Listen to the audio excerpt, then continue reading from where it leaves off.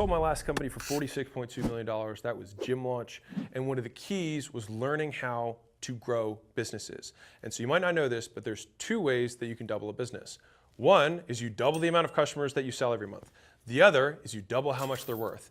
This video will give you 7 things that we did to double how much customers were worth in our companies and the ones that we buy and invest in today. And so this is a money checklist that you can literally immediately do by the end of the video that I do when I buy a company to make all the customers more valuable and ultimately make way more money. So here's our outline.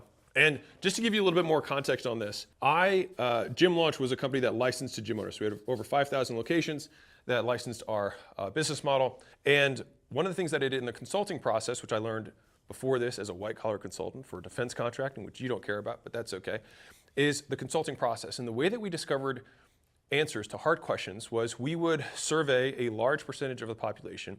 Then we'd find the people who represented the solution that we wanted. So in this instance, I looked at all the gym owners and said, who is the top 1% of gyms that have the lowest churn? And I said, if you've maintained that for 6 months or more, tell me what you're doing. And so I hopped on the phone with every single one of those gyms, and then each one of them gave me 30 different things that they were doing to decrease churn, to get people to stay longer. But when I looked at all of the data across every one of these gyms that were in the top 1%, all of them were doing 5 things. And so I'll give you those 5, and I'll also add 2 more that we decided to do that cut our churn in half, which ultimately made Gym Launch a sellable company. And we've now implemented this since in all the businesses that we buy. So the first one is exit interviews. Now, if you're in a business that you can't do that, that's fine, but I'd almost recommend that you do it. And I'm gonna break down each of these in detail on that board as soon as we get into it. So I'm gonna go through each of them as we go. So let's start with exit interviews.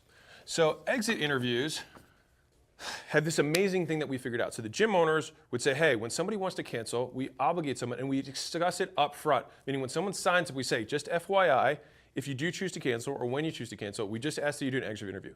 And the main reason for that is so that we can make the product better. Because if every time someone cancels, we get to learn one thing, then over time we'll be able to plug all the little holes in our product and people stay again and again. And so what happens is you get on the phone with this person and you say, why so sad, right? More or less.